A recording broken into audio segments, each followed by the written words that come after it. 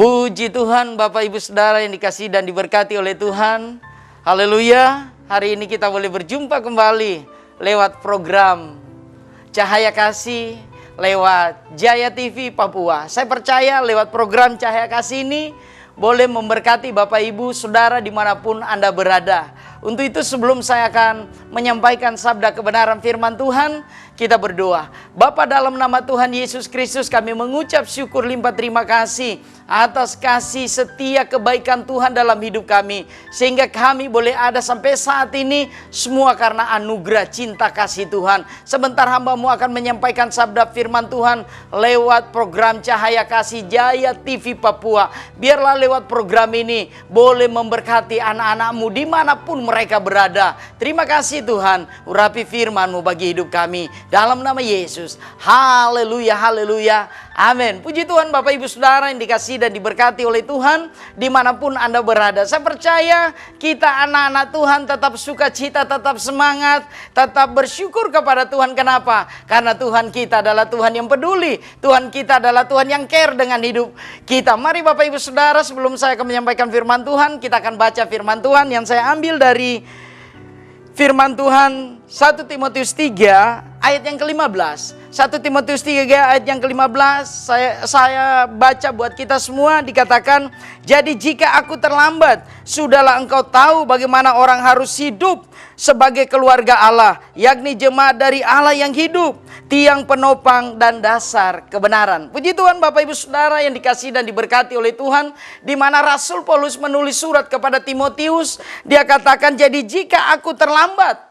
Jadi Rasul Paulus ingatkan, kalaupun saya tidak ada, saya tidak datang, seharusnya kau sudah tahu apa yang harus engkau perbuat. Jadi ini berbicara tentang kedewasaan rohani, kedewasaan iman orang percaya. Kenapa? Banyak orang Kristen hanya bergantung kepada pemimpin. Kalau ada pemimpin dia punya semangat hidup, tapi kalau tidak ada pemimpin dia mulai bersungut, dia mulai mengeluh. Tetapi Rasul Paulus katakan kepada Timotius, jadi jika aku terlambat, saudara, sudahlah engkau tahu bagaimana orang harus hidup sebagai keluarga Allah.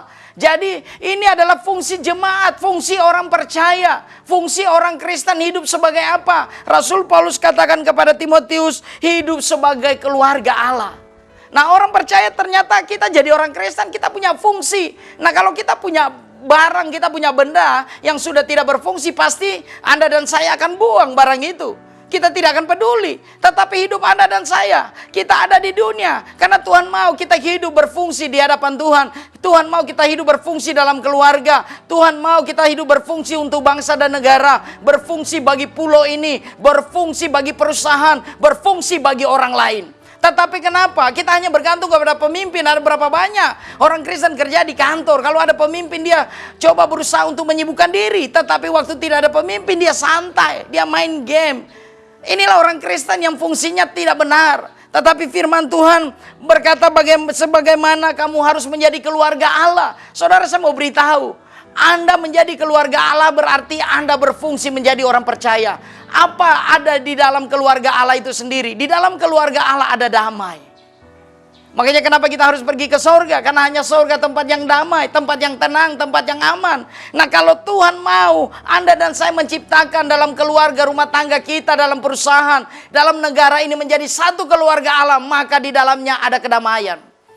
Kalau di dalam kehidupan rumah tangga kita, di dalam kehidupan kita terjadi percekcokan, perkelahian di mana-mana, saudara, maka dipertanyakan apakah Anda menjadi keluarga Allah. Ciptakan keluarga Allah, di dalamnya ada damai. Selain ada damai, ada sejahtera. Selain ada sejahtera, ada sukacita. Itulah keluarga Allah. Ada peribadatan, ada doa. Itulah keluarga Allah. Ya, ada pemberian, berbuat baik kepada orang lain. Itulah keluarga Allah. Saling peduli. saling mengasihi satu sama yang lain. Itulah keluarga Allah. Tetapi kalau Anda tidak mampu melakukan kebaikan bagi orang lain, dipertanyakan apakah Anda menjadi keluarga Allah. Berarti hidup Anda tidak berfungsi.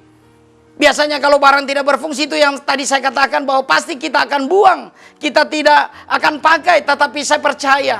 Karena Anda dan saya diciptakan Tuhan supaya Anda dan saya punya fungsi yang benar, punya fungsi yang baik. Kenapa? Karena Anda dan saya adalah karya Tuhan. Anda dan saya adalah karya Yesus yang cukup sempurna dan sangat sempurna. Makanya jadilah orang Kristen yang berfungsi. Jangan Anda merasa Anda berfungsi karena Anda merusak, ya, Anda merusak rumah orang, Anda merusak kehidupan Anda. Kadangkala kita jadi orang Kristen bukan hanya perusak bagi orang lain, tapi kadangkala kita menjadi perusak bagi diri sendiri. Berapa banyak orang Kristen mati karena mabuk, berapa banyak orang Kristen mati karena narkoba. Anda sedang merusak karya Allah yang sempurna dalam kehidupan Anda. Tapi jadilah orang Kristen yang berfungsi.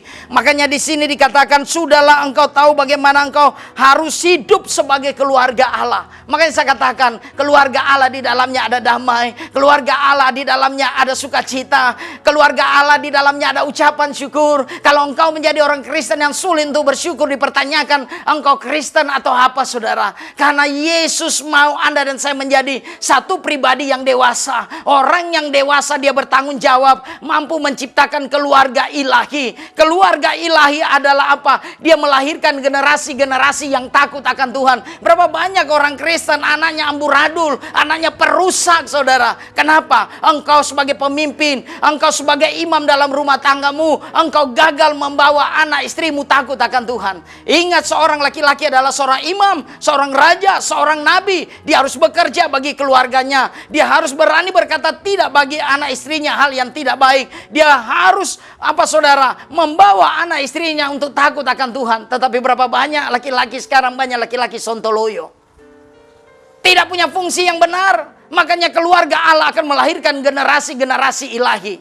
Tapi berapa banyak kita orang Kristen anaknya ada di pub, anaknya jadi hanya untuk mencari sesuap nasi. Tapi carilah Tuhan maka kamu akan hidup.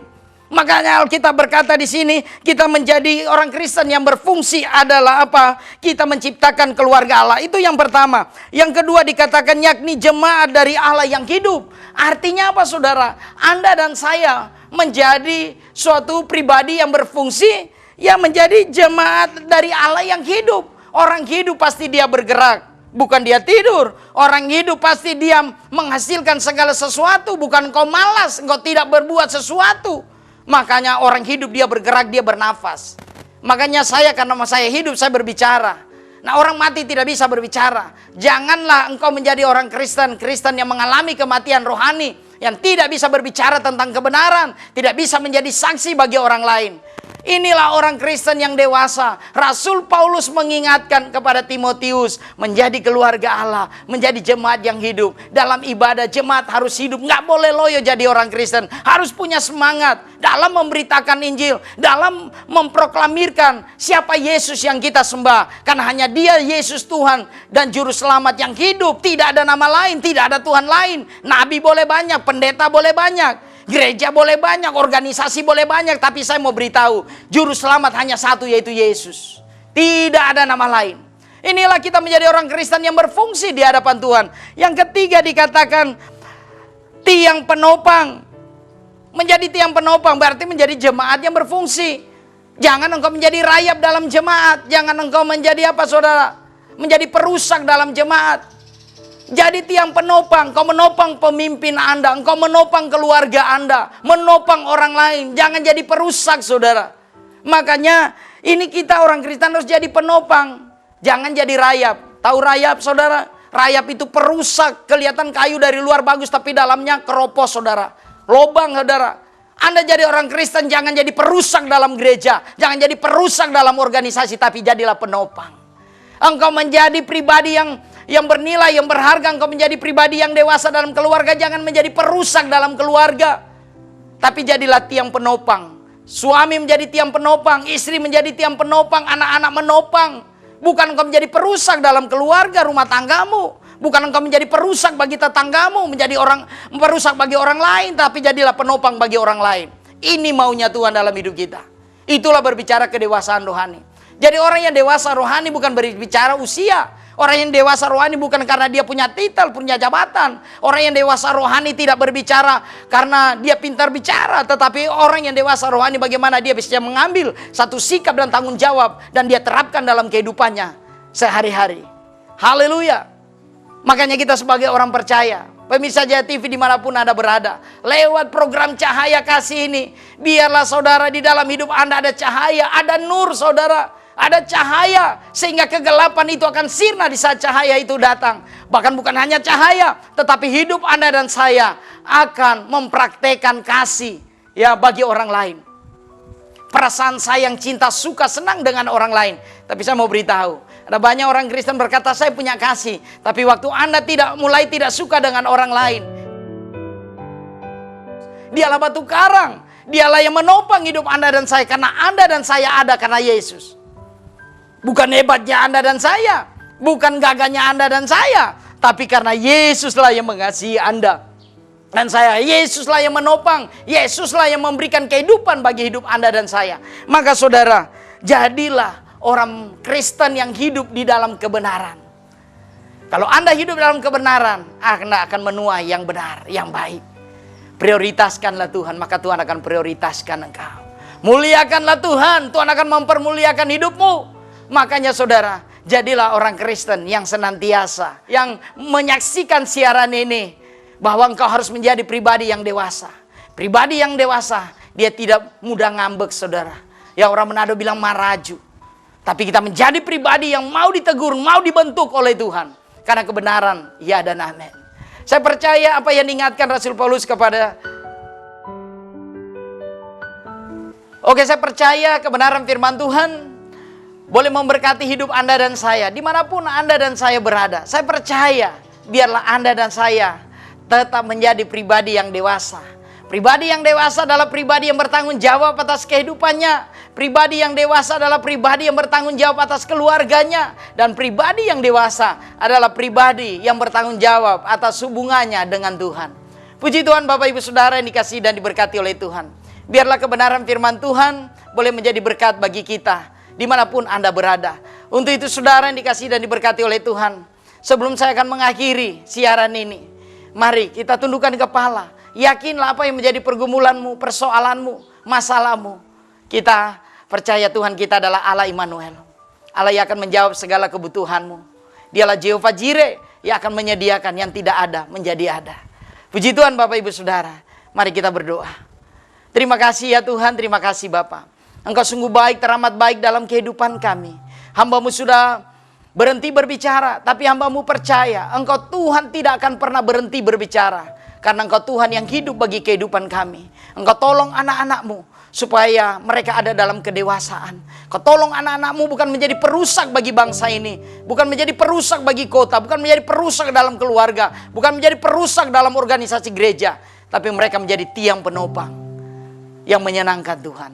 Terima kasih Bapa, bagi umat-umat-Mu yang mengalami kelemahan, Tuhan kuatkan mereka. Yang sakit Tuhan sembuhkan saat ini dalam nama Yesus. Yang punya masalah, punya pergumulan, punya persoalan, Engkau berikan jalan keluar bagi mereka.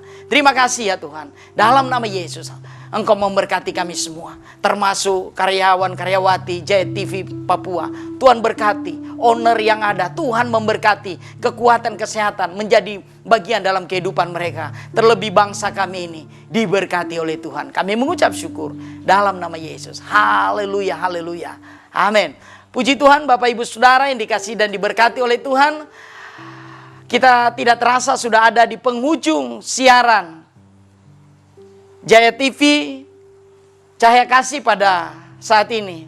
Untuk itu sampai kita berjumpa dalam episode berikutnya. Tuhan Yesus memberkati kita semua. Haleluya. Amin. Tuhan Yesus berkati.